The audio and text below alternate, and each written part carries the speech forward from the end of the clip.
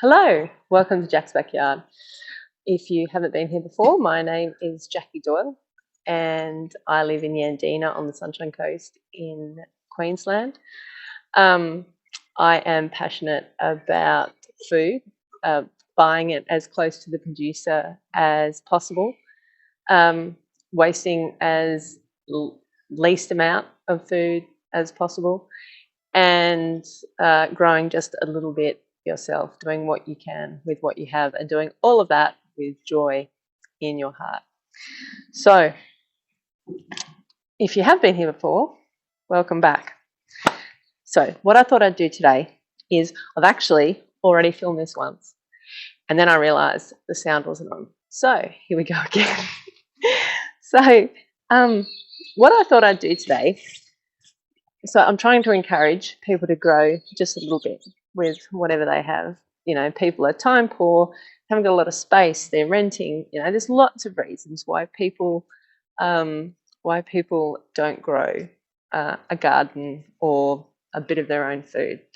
So what I thought was I'm already growing some stuff in pots, simply because although I have a fair bit of space, we're still working on the garden. We're still working out beds and all of that sort of stuff. I have a significant slope in the back of my yard, which means that the beds need to be raised. I can't just do in-ground beds. So it's all a bit of a process. Plus, you know, there's plenty of other things that we need to do as well. So I'm already growing things in pots. I grow everything from seed, mostly. And so it's easy for me to, you know, put things into pots and stage them up, and sometimes they go into the bed, sometimes they'll stay in a pot. So what I thought was I would see what I could grow in a metre square of pots, being mindful that if you had a metre square of some sort of garden bed, then you would actually be able to grow more than if you used 9 pots, which is what I'm going to be using. However, I wanted to experiment, see what you could use. Worst case scenario, you know, they need to be moved, you're not sure where the sunlight is, for whatever reason you want to just use pots, that's what we're going to do. So these are the pots I'm going to use. These are about a 30 centimetre pot, I believe. I bought these on Facebook Marketplace from somebody who'd obviously done a whole lot of landscaping and was getting rid of them, so I got them very, very cheap. So that's what I'll be using. So today I thought what I'd do is just go through what I'm going to be growing in those 9 pots, and over the next few months I'll keep updating you with how it's all going, whether things have worked, whether they haven't worked, and we'll all learn as we go. So if you're interested in that, then stick around and keep an eye out for those videos that come along. First of all, the things that I would grow. So one of the main things with not having a lot of space is using plants that you can get multiple crops of food off. So like with a carrot, one plant gives you 1 carrot, whereas, you know, an eggplant or a tomato or something like that, they give you multiple fruit off 1 plant. So that's the biggest thing to consider when you're thinking about what you might grow in a very limited space. Eggplant would probably be one of the things that I would recommend growing out of a pot. I've grown them in pots before and they do very well, but I have 2 massive plants in one of my beds that are just going bananas at the moment with eggplant, so I just can't bring myself to plant more of those. So I've actually subbed in something else so that it's a bit of an experiment. So, and we'll cover that off. Now, the first thing is okra. I already have okra in pots. Now, the story with okra is I've only discovered okra in the last couple of years. We eat it a lot. We just roast it. We eat roasted veggies a lot. You know, it's really easy to chop up some veggies, chuck it in the oven. Okra is great for that. It's also it loves the hot weather. So for me, it's great. I had 3 plants in one of my beds this season and they just took over. They turned into trees and they took over the bed and they shaded everything out. And they did too well. So what I thought was, when I grow those in the future, I love having them, but I'm going to grow them in pots because I have grown them in pots before. They're still very productive. They still do really well. So that's how I'm going to grow them. So here's one of my current plants at the moment. The next one was tomatoes. So I already had planted some. Now these are striped antho. So they're a dwarf. They're a dwarf plant, and they're a cherry, and they're quite compact. So I thought they might work. Now I'd had already sown a lot of those seeds to go into my garden, and I thought I'd just use two to for this project. So these are really, even as small plants, they're so different to my other tomato plants that I've, like seedlings that I've got going on. They're really squat and thick. They're very interesting. Then I also have, so I was thinking leafy things, and I was thinking we're in autumn. We actually don't use a lot of lettuce over autumn, winter, but I was thinking leafy things. So I already have some spinach / silver beet. I already have some seedlings, so I'm going to use 3 of those seedlings in one pot. I reckon they'll do really well. I've actually multi-sown them before, 2 of them in the same hole, and they still do really well. So I think they'll do really well having multiples of those in one pot. So we're up to 5 pots. Then the experiment that I was going to do was the Cape gooseberry. So the Cape gooseberry, now here's the thing about seeds, and here's the thing I've learnt the hard way about seeds. I bought these and a whole lot of seeds from Tasmania. I live in the subtropics. Possibly not the smartest thing I've ever done. None of the seeds did particularly well. But, me doing something wrong is not outside of the realms of possibility. I might have done something wrong with that particular lot of sowing, but I'm going to give these a go again because I'd really like to see what a gooseberry's like. I don't know a lot about them, so we're going to give those a go with one pot. We talked about spinach. Oh, the spinach is actually, so the spinach, this is actually bright lights, silver beet bright lights. And I love these because they're really colourful. The stems are super colourful and they're lovely. Plus they're a really hardy plant as well. Okay, herbs. So we have coriander and basil. So basil we absolutely love. We use a ton of basil pesto. So that's always on the menu. I've got a failing crop in the garden at the moment, so I figure I'll give it a go in a pot and see what happens.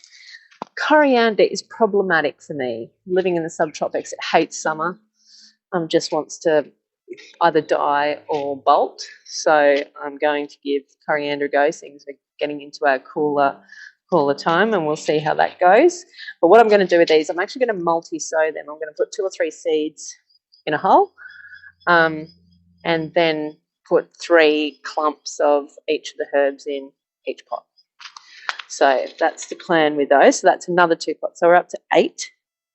So the 9th pot, you always have to have something lovely. You always have to have something for your heart. So what I've decided to do with this is nasturtiums. I love nasturtiums. I think they're lovely. Particularly this trailing mixed colours. I had these before and they're so lovely. They spill over the pot and they go everywhere and they're amazing. They just end up with nasturtiums right through the lawn. It's amazing. But the wonderful thing about nasturtiums is you can also eat it. So we have also made a lot of nasturtium pesto. and you can eat the flowers. You know, you can also do things with the seed pods. So they're pretty amazing. But loveliness is always very, very important. Now, while I'm planting seeds, because of the way I'm planting these, I'm actually going to have some spare room. So I'm actually going to plant some things for me. I'm actually going to plant some sunflowers. These are the mammoth grey striped sunflowers. So I love flowers. I love having something lovely in the garden. It makes, I don't know, there's just something about, okay, I'm very practical. I like having food in the garden, but I also really enjoy having something lovely, something frivolous, something just for the sake of the loveliness of it. And this is something that's very much for the loveliness of it. It's a bit weird. It's dill. We have tried using it. I've tried really hard to use it. We don't like it. We use it occasionally for some pickling, but we don't do a lot of that kind of pickling either.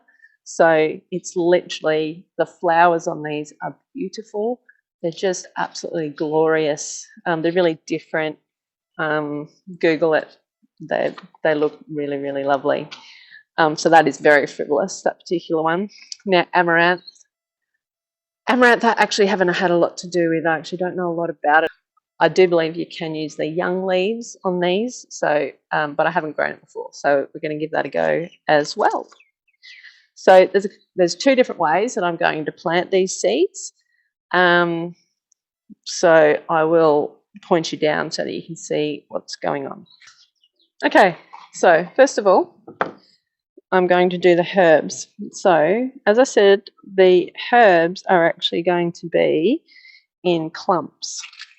I'm going to put 3 seeds in each of those little holes, and then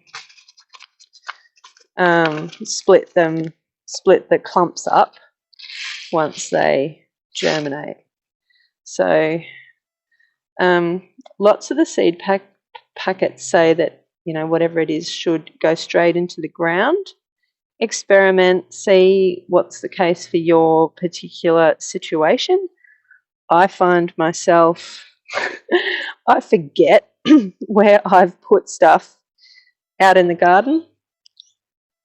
So it's actually better for me to do it like this, because then I know exactly where my seeds are, and I make sure that they get enough water and things like that. I just find this so much easier. Now, some little tags.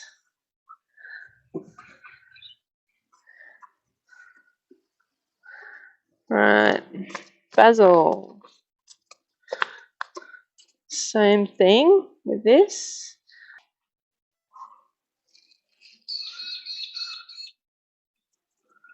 Now, because these are really little, I'm just going to put a few in and just hope for the best.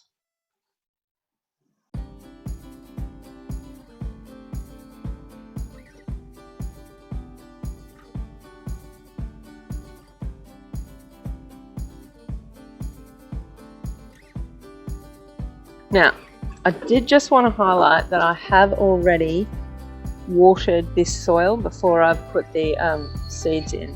I've just found from previous experience that if you put in the seeds to really dry soil and then you water it, it kind of all floats, and then the seeds get displaced and all becomes pretty messy.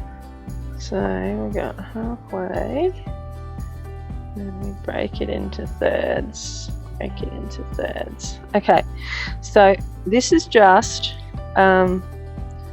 vegetable garden soil that we bought for the garden, and I had some left over, and so it's been kind of stockpiled in the backyard. But I've used like proper raising mix, I've used potting mix, and I have had good results and bad results from probably all of them. So it's my successes and failures have probably not been down to the soil that I've been using. Now, what I'm going to do before I do anything else is name some tags, because I am notorious for putting stuff in and then having no idea what's there. So, one moment. Now, one thing you're probably asking yourself is, why is she going to put in so many seeds when she's only putting them in one pot? Because I completely overestimate how much room I have, and I just like having too many seedlings and not enough space. And also, I like to share. That is one thing. You can always give it to the neighbour, give it to your friend. I do like putting stuff out onto the street occasionally for free,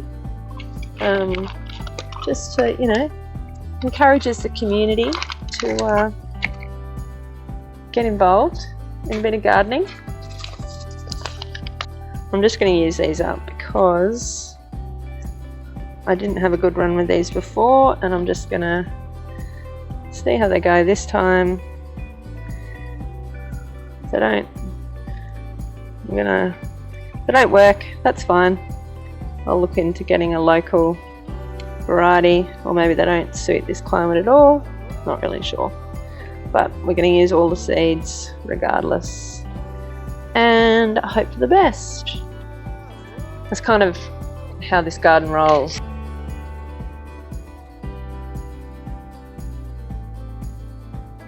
Oh, what am I doing? Jackie.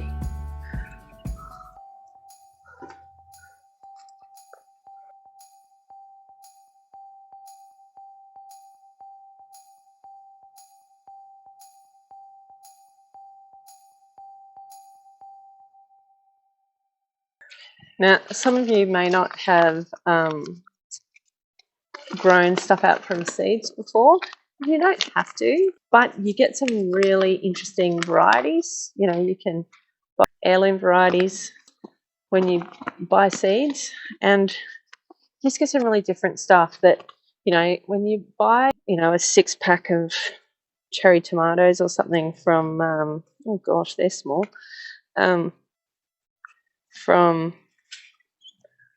Bunnings, you don't even know what the variety is. And they are, you know, they're grown, they're used. Oh gosh, this is not going well. I have no idea what I've put down there. See, you should wear glasses when you do this, by the way. Well, I don't have any seeds left, so I can only assume that they are where they're supposed to be. Yeah, you don't even know what variety they are when you buy them from the Bunnings or wherever. They just say cherry tomatoes. Even some of the big nurseries, you know, I was really disappointed. I went to one of our local nurseries. It's quite a big nursery, I guess, but, you know, they didn't have any variety names or anything. So, but as far as the 1 metre squared garden in pots, we have 2 pots of tomatoes, but that's only 2 plants. We have 2 pots of okra, again, only 2 plants.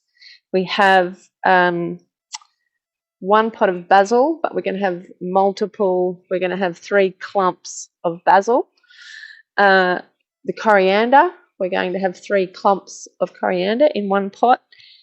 The spinach, we're going to have 3 silver beet. We're going to have 3 silver beet plants in 1 pot. The gooseberry, we're only going to have 1 plant in 1 pot, and the nasturtiums, yeah, I reckon we get 3 or 4 probably in a pot. So, as I say, I will keep you updated. Perhaps on a monthly basis, I'll do a video on the 1 metre squared pot garden, and we'll see how it goes. But yeah, comment below what you've had success with, if you've grown some stuff in pots, what you've had success with, and also tell me what the lovely thing is that you like to grow that's completely frivolous, that and it's a bit weird, like my dill. I mean, it's not like it's a very attractive plant, but it just has this really beautiful way of flowering. So it's a bit left of centre. So tell me what your left of centre lovely plant is. I'd love to hear. Thanks a lot. See you next.